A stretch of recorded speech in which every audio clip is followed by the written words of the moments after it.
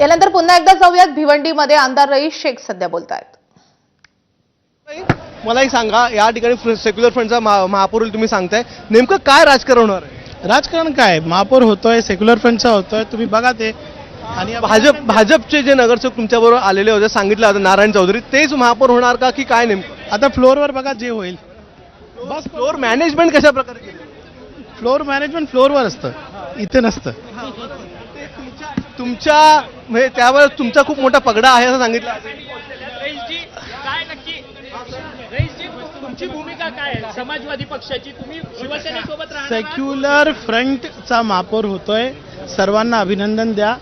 भिवंडीमध्ये secular front झाला, secular फ्रंटचा महापौर होतोय। परंतु तुमचे 6 नगरसेवक आहेत, ते कोणाला पाठिंबा देणार आहेत? ते सगळं फ्लोअरवर बघा, जे होईल ते होईल। शेवटपर्यंत हे कळलं समाजवादीचे नगरसेवक कोणाबरोबर आहेत? तुमचे नगरसेवक सेक्युलर विचारांचा पाठिंबा देणार की धर्मांध लोकांच्या पाठी राहणार आहेत? अपेक्षित आहे की सेक्युलर फ्रंट मध्ये राहतील सगळे। परंतु काँग्रेसने ज्या पद्धतीने विरोध दर्शवलेला तुमचा असं म्हणणं आहे की तुम्ही भाजप शेवट झाली नाही ना, आता फ्लोअरवर कळेल तुम्हाला।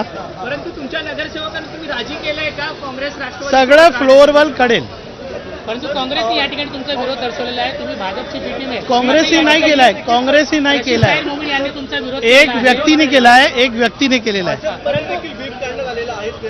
चौधरी हे काँग्रेसमध्ये आले असं कुठे ना कुठे सांगण्यात आलं होतं आणि म्हणून ही सगळा भिवंडीमधला जो गदारोळ आहे तो आता थोडा वेळात स्पष्ट होणार। 12 वाजता महापौर पदासाठी इथे निवडणूक जी आहे ती सुरू करण्यात येणार आहे। त्याच्या आधी उमेदवारी अर्ज मागे घेण्याची देखील वेळ असणार आहे।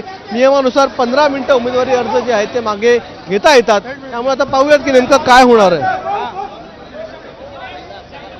हॅलो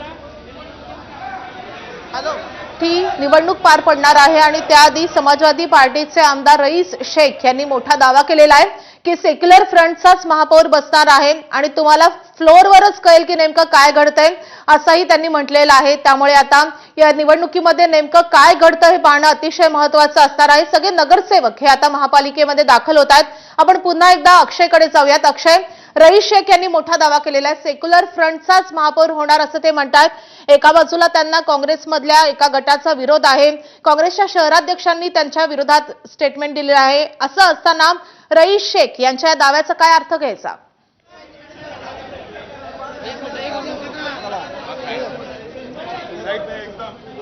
भिवंडीमधली ही संपूर्ण घडामोड आपण पाहताय। भिवंडीमध्ये गेल्या काही वेळापासून अचानक इथे राजकीय घडामोड जी ती सुरू झालेली आहे। काँग्रेसचे 42 एकूण काँग्रेसकडे जे आहे ते संख्याबळ आहे, काँग्रेस आणि राष्ट्रवादीचं मिळून 42 हे संख्याबळ आहे आणि ते सगळे नगरसेवक आता हळूहळू महानगरपालिकेमध्ये येत आहेत, कारण की आता 12 वाजताची वेळ आहे। अचानक 12 वाजता हे या सगळ्या नगरसेवकांना वोटिंग करायचं आहे। महापौर पदाची ही जी निवडणूक आहे ती अतिशय रंगतदार आणि संपूर्ण राज्यामधलीच वेगळी निवडणूक झालेली आहे, कारण की नेमका कोणता गट कोणाबरोबर आहे हे अजूनही स्पष्ट झालेलं नाहीये।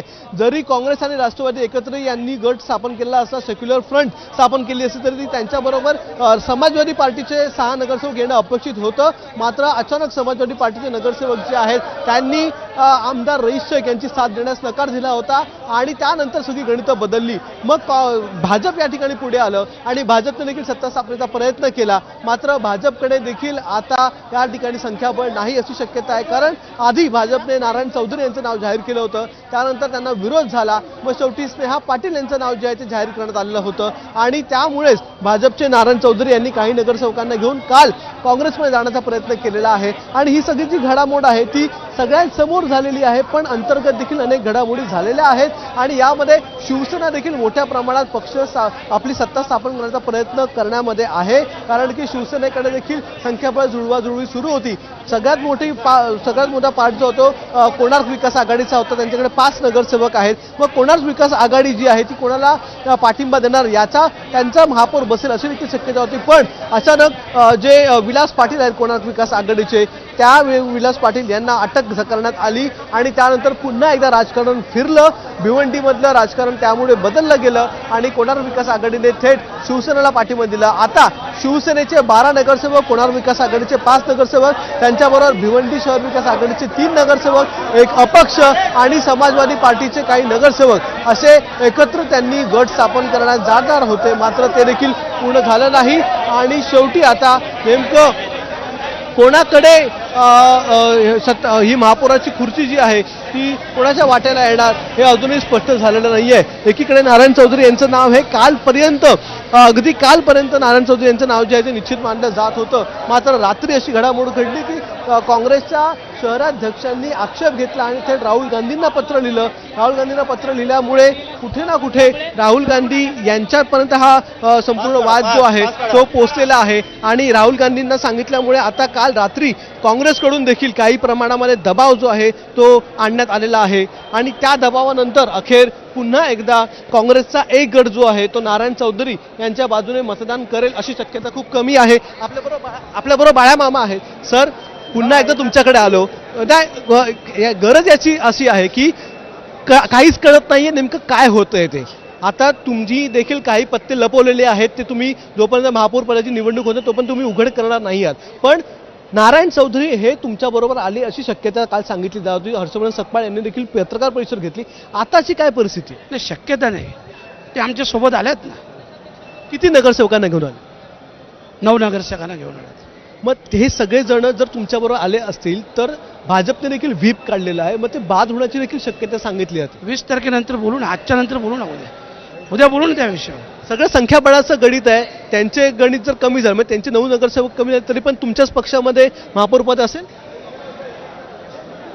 महापौर आम्ही जे भिवंडी सेक्युलर फ्रंट केलेला आहे त्या सेक्युलर फ्रंटचाच अनाऊन्स होईल. पण असं झालंय काल रात्री शहर अध्यक्षांनी एक प्रश्न काल रात्री शहर अध्यक्षांनी आक्षेप घेतला होता काँग्रेसच्या की काही काँग्रेसचे नगरसेवक जे आहेत ते भाजपच्या नगरसेवकाला पाठिंबा देत नव्हते. नाही, ते काँग्रेस पक्षाचा अंतर्गत विषय आहे. मी बोलू शकत नाही. काँग्रेस पक्षाचा अंतर्गत विषय असं ते म्हणाले आहेत बाळामामा. आणि आता आपण पाहताय बाळामामा आणि थेट त्यांच्याबरोबर रईस शेख हे दोघे जण आता वरती ज्या ठिकाणी महापौर पदाची निवडणूक आहे त्या निवडणुकीच्या इथे निघालेले आहेत. कारण की 12 वाजताची ही महापौर पदाची निवडणूक आहे आणि त्या 12 वाजताच्या निवडणुकीसाठी त्याच्या आधी एक 15 मिनिटाची वेळ देखील देण्यात येणार आहे. आणि त्यामध्ये काही घडामोडी महत्त्वाच्या घडू शकतात. त्यामध्ये महापौर पदासाठी ज्यांनी उमेदवारी अर्ज भरलेला आहे त्यापैकी किती लोक उमेदवारी अर्ज मागे घेतात हे देखील बघणं अतिशय महत्त्वाचं असणार आहे. कारण की जर अनेकांनी एकत्रितरित्या उमेदवारी अर्ज मागे घेतला तर मात्र या ठिकाणी महापौर पदाची जी निवडणूक आहे ती बिनविरोध होण्याची देखील शक्यता आहे. मात्र त्यासाठी अनेकांनी उमेदवारी अर्ज जो आहे तो मागे घेण्याची शक्यता आहे. कारण की जवळपास सगळ्याच नगरसेवकांनी सगळ्याच पक्षातल्या नगरसेवकांनी महापौर पदासाठी आणि उपमहापौर पदासाठी उमेदवारी अर्ज भरलेला आहे.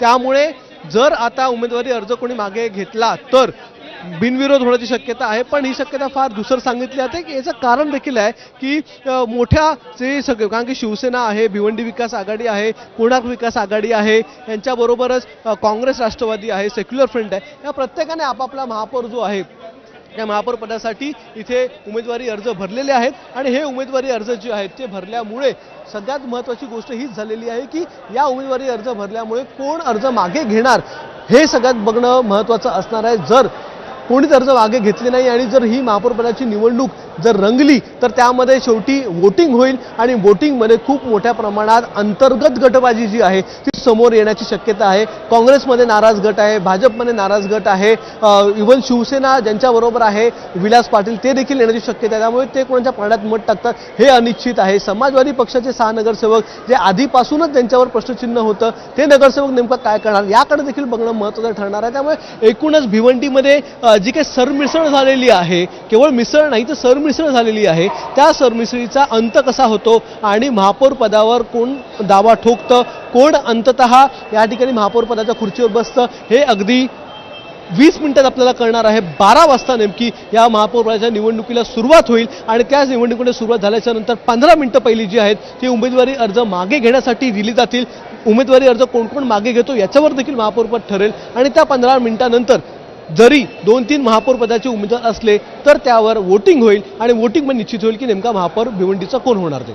माधवी, नक्कीच आता केवळ 20 मिनिटं उरलेली आहेत. 20 मिनिटांनी भिवंडीच्या महापौर पदासाठी आता निवडणूक पार पडणार आहे. आणि जसं आता रईस शेख म्हणतात की सेक्युलर फ्रंटचाच महापौर होणार, त्यांचा हा मोठा दावा आहे.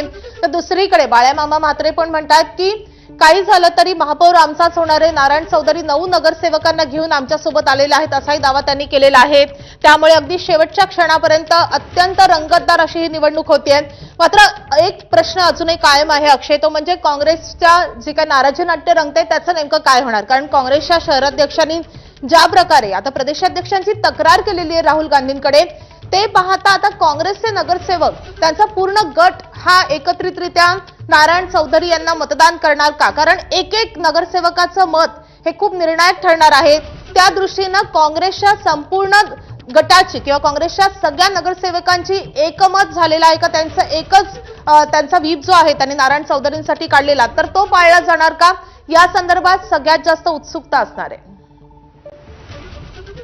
एकत्रित मतदान केलं त्यांच्यासोबत राष्ट्रवादी जरी असली तर त्यांची संख्या 42% आहे. त्यांना मग केवळ 4 नगरसेवकांची गरज पडते. ते 4 नगरसेवक हे जसं की आता बाळाबाबा म्हणाले नारायण चौधरी आमच्याबरोबर आलेले आहेत, आमच्याकडे 9ची संख्या झालेली आहे. त्यामुळे त्यांच्याकडे 42+9 असे 51 नगरसेवक जे आहेत ते त्यांच्याकडे सध्या आहे. त्यामुळे काँग्रेसच्या पारडा अतिशय जड आहे. पण जी शक्यता ती सांगितली की अंतर्गत गटबाजी आहे, काही लोक नाराज आहेत. जर अशा प्रकारची संख्या कमी झाली काँग्रेसची तर त्याच्यामध्ये ही संख्या पुन्हा 51 वरून 43च्या खाली येऊ शकते आणि असं झालं तर पुन्हा एकदा पेच निर्माण होईल. आणि याचं कारण देखील शहर अध्यक्षांनी सांगितलं. उद्या अक्षय तुला थोडंसं थांबवते, जसं तू सांगतोयस त्याप्रमाणे आता भाजपनं व्हीप जारी केलेला आहे स्नेहा पाटील यांच्यासाठी, दुसरीकडे नारायण चौधरी यांच्यासाठी काँग्रेसनं व्हीप जारी केलेला आहे. आता सेक्युलर फ्रंटचाच महापौर येईल असा मोठा दावा रईस शेख करतायत. त्यामुळे खूप रंगतदार अशा घडामोडी घडतात. अगदी शेवटच्या क्षणापर्यंत नेमका कुणाचा महापौर होणार हे सांगणं अजून कुणालाही निश्चितपणे अवघड आहे. कारण भिवंडीमध्ये भाजपमध्ये फूट आहे आणि दुसऱ्या बाजूला काँग्रेसमध्ये देखील नाराजी आहे. चंद्रपूरचा वचपा आता काँग्रेस भिवंडीमध्ये काढणार का, याकडेही सगळ्यांचंच लक्ष असणार आहे. भिवंडीच्या या सगळ्या वेगवान घडामोडींकडे आपले लक्ष असणारच आहे. अक्षय, सध्या धन्यवाद या सगळ्या सविस्तर माहितीसाठी.